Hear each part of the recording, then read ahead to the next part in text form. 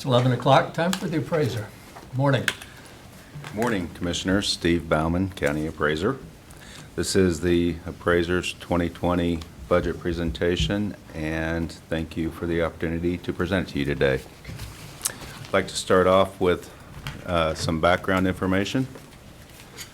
We are responsible for valuing over 75,000 parcels of real estate, all taxable personal property, every year. It's a big job. We have 24 staff, including our JIS department, and very proud to be associated with such a fine group of people. We are held to the highest standards of accuracy and compliance by PVD. They are our oversight agency, and they review and evaluate just about everything our office does. And then most of our information is provided on the website in the interest of transparency and public assistance. Website is snco.us/AP. And I'm going to throw in a shameless plug that we're in the process of updating our website for a clean, fresh look with added functionality. And it should be available soon. And I'd like to thank IT for the excellent work they've put into it. They're very responsive to our requests. Our mission is to provide uniform, fair, and equitable appraisals in compliance with the laws and guidelines of the state, as well as uniform standards of professional appraisal practice, doing so in a professional and courteous manner, and ensuring the highest level of service. I'd like to talk about some of our accomplishments over the last year. We continue to be in substantial compliance with the Property Valuation Division. These are our latest ratio study numbers.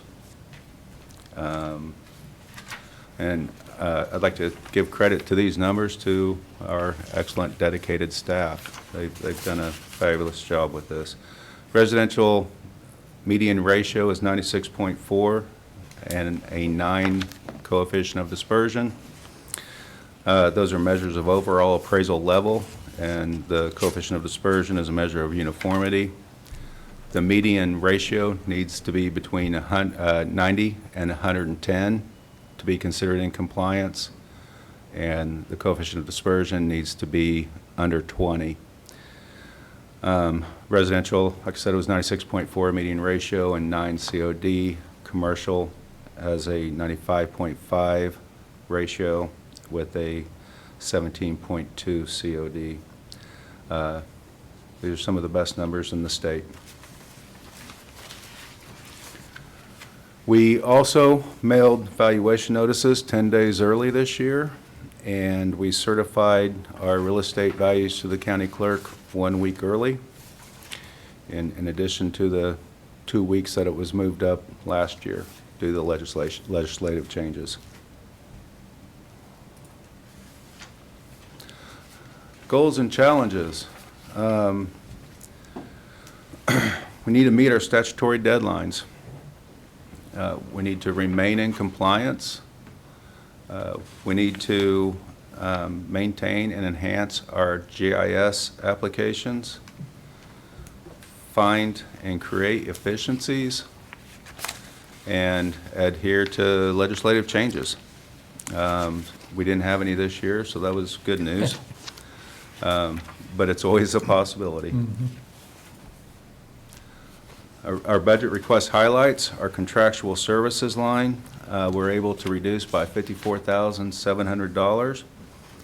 These annual expense items are now being funded by the Register of Deeds Land Records Fund. So I would like to thank Becky Neosi, her office, for her generosity. This benefits the tax-paying public by utilizing fees from document recording and not tax dollars. So we were able to pull these things out of our normal budget.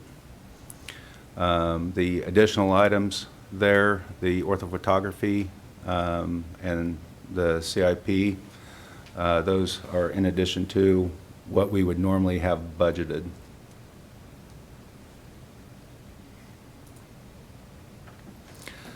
This chart represents the breakdown of our budget.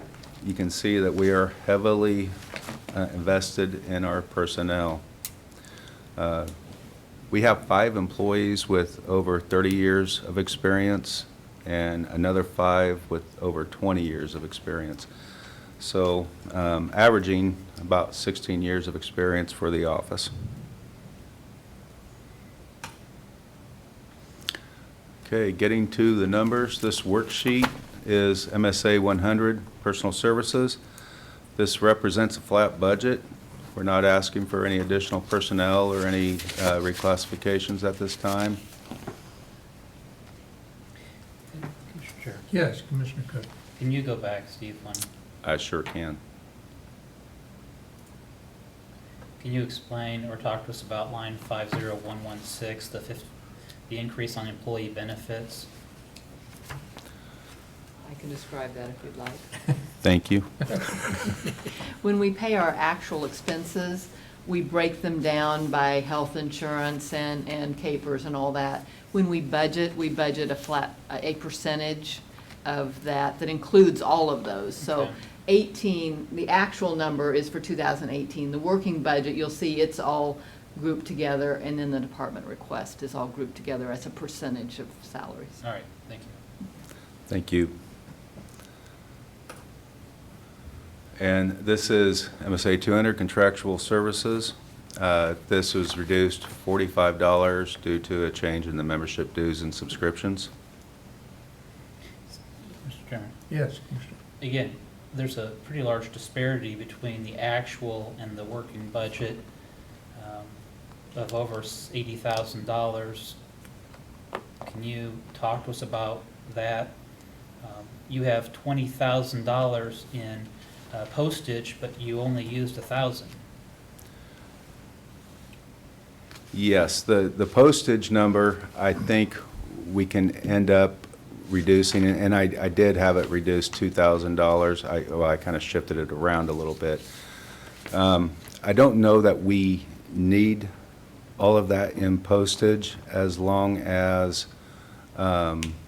we can pay for it through our general postage fees. I mean, right now, I think the general fund is picking most of that up for mailing over notices and things. We just changed that a couple years ago to where it was all being paid out of general instead of the treasurer's office, and so I think. But along that same line, I mean, if you look at your line 5210, your cost for services, your actual cost was $377, but you've budgeted $50,000. That actual is this year, so, I mean, we're not through with it yet, and 28,000 of that's going to be coming out. No, I'm sorry, that actual is 2018. The actual is 2018? Mhm. That is the whole year. So I'm just curious as to, can we go back and maybe take a look at that one and verify that? I mean, I can, but what I suspect was part of that, a large chunk of that is for appraisals, and the potential for having to get appraisals due to the legislative changes that we had and the change in the appeal levels. But I will verify for you exactly what that was including. The other portion of that, I do remember that we had on tap to buy a lot of tablets for field use, and the field applications for Orion did not come in as we thought it would. In fact, it's still not quite ready, so we've been buying those a little bit at a time. Some of that coming through land records money, so we didn't need that money, and I'll verify that's the year that it came from. okay. So, and I think that may have been in 17, and then we paid for the prior cap rate study from that year towards the end of it instead. Okay. But This year is going to be exceptionally tight, as every year is. I think Commissioner Archer starts every year by saying this is going to be a very tough year. I keep waiting for next year to not be the tough year, but next year, I'm sure will be not the tough year. But we're going to be looking at every item, and if there's a little bit that we can allocate out, I mean, we're just going to be operating on a very razor-thin line this year. Absolutely. And I'd be happy to give up some of this if we don't need it. Okay. So, and, I mean, the postage is one that I'm certain that we'll be able to give some of that up as long as I can be assured that it continues to operate the same way it is. Mm-hmm. So.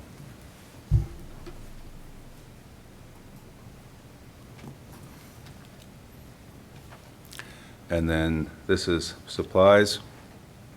We can continue to operate with the current level.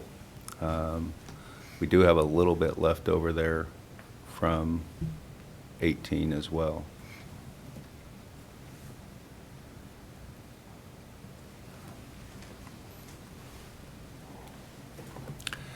Steve, if I might add something.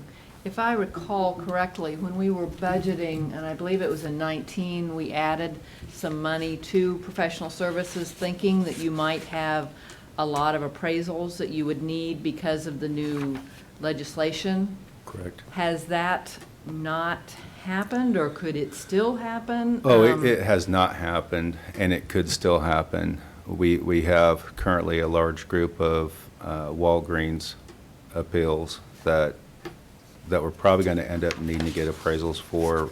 We're currently waiting on Johnson County to run through their court system with all of these and the big box dark store theory issue. If we have to change because of the decisions that come down from the court, if we have to change the process and procedure of how we appraise them, then we'll want to do that at that time. But we do have a couple of option 2 appraisals that came in this year. So there's potential for getting appraisals on those as well. So it's still definitely a possibility. We just haven't experienced the load yet. I just wonder if it wouldn't be better to have that budgeted more as a contingency, as, something that, because it is not really hard to, it is difficult It to is hard to predict, yes. Yeah, and in some cases, the amount that we're allowing for here could be well underfunded. I mean, we just don't know. It depends upon the situation. I mean, if we experience the influx of appeals like Johnson County has, then I'd be coming to you for contingency money anyway. So we're just trying to guess how much to budget on this. Well, and some of the actions by BOTA ensure that we're going to have more. I mean, Correct. that's just a magnet. It is. So I don't think we can underestimate the number of independent appraisals that we may have to get because of the hostility of BOTA to counties I would across the agree state. with that. Okay. Thank you. Thank you. Where was that? Okay, and then this is just the total budget request, and the 0.5% increase is coming from the CBIZ pay changes.